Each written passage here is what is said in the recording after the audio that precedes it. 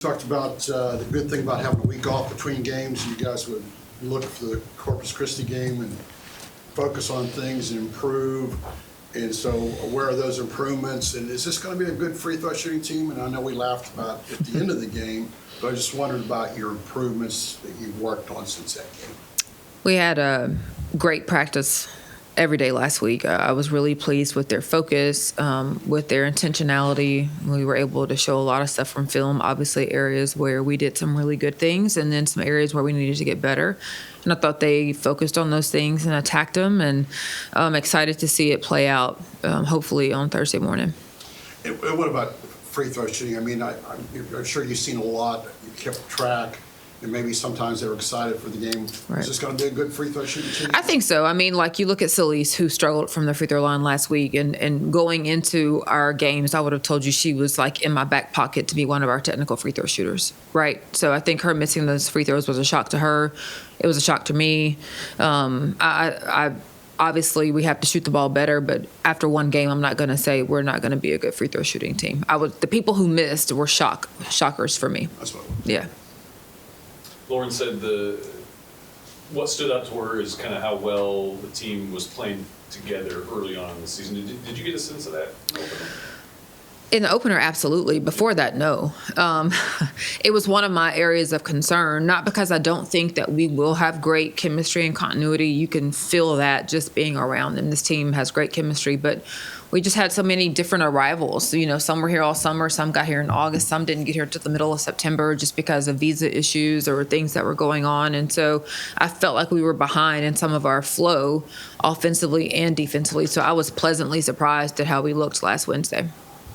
Do you have your earplugs ready for You know, Chelsea does the earplugs. I pop to Excedrin migraine an hour before tip. So that is what I will do. But she has, she's going to be mad I'm saying this, but she has these clear, like, earplugs that she kind of stuffs in her ears and you can't tell they're there, but she will have on earplugs if you look closely Thursday, for sure.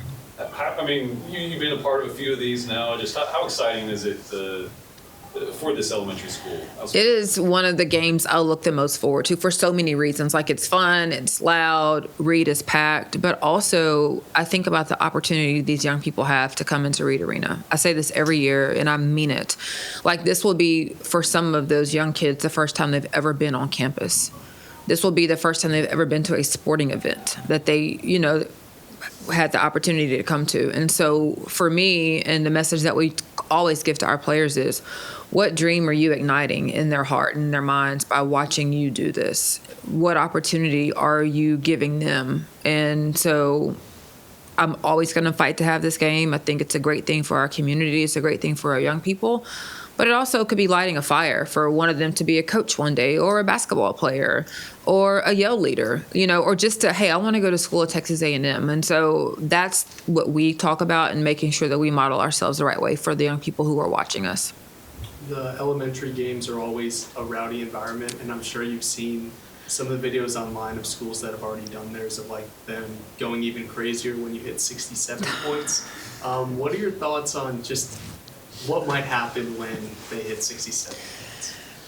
You know, I don't even want to think about it. It is. I mean, JC and Drew are at the house saying 6'7". I'm like, do you even know what you're saying? Because I don't know what it means. Like, can somebody? What does it mean? I don't know what it means. Apparently, it's in a song. I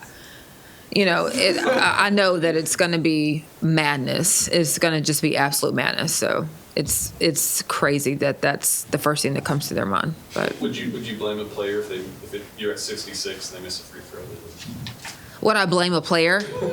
We have to make free throws at all. Yes. Yeah.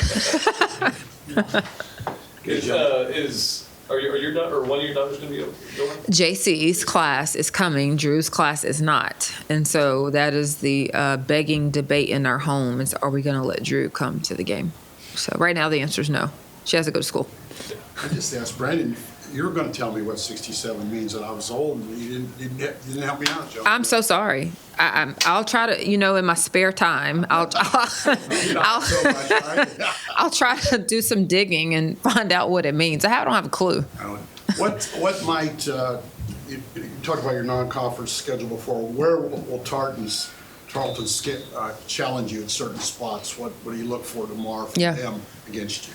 Well, number one, like Bill Brock, I don't know if you're familiar with him or not, but he is a long-time, well-respected coach in our profession. Could have been a head coach for a number of years. He was with Kim Mulkey for a long time at Baylor, and then has been at Tarleton for a couple of years. So he runs great offense. Their defense, they're organized, they're structured. You can tell they absolutely know what it is they're trying to do on both sides of the basketball. What's really impressive is just how hard they play, and they run really well in transition. They average almost 92, 93 possessions a game, and that's a lot of possessions. And so I expect them to come out and try to push it down our throat. I expect them to be deliberate into trying to get paint touches. They're very good at getting inside the paint to a pull-up, or they've got some size on the inside that they really try to take advantage of when those bigs check into the game. So, they're very intentional, they're very deliberate, they're very well coached.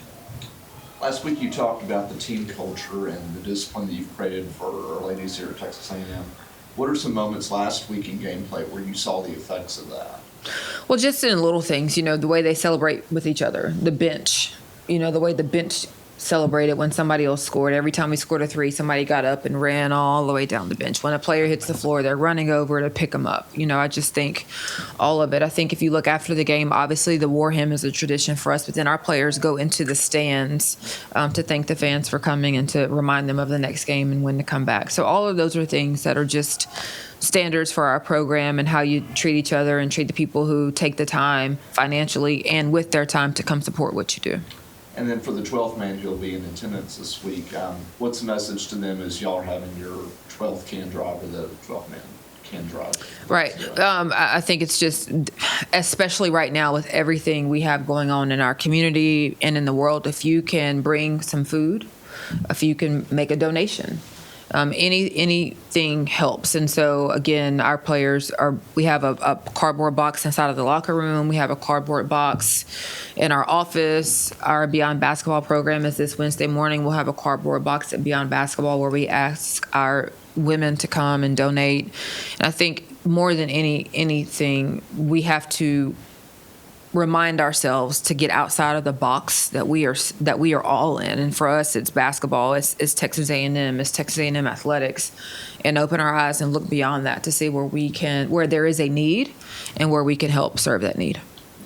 I know it's only one game, but have you already noticed just how big of a difference it is having a bench and depth with this team? Absolutely. I said this a while ago to somebody, but just even in practice, we huddle after in a circle before we start practice, and they jog a lap, and we've had to add 30 seconds onto the jog just because it takes that much longer for everybody to get around and high five everyone. It's a fun thing to see. It's a beautiful thing to see.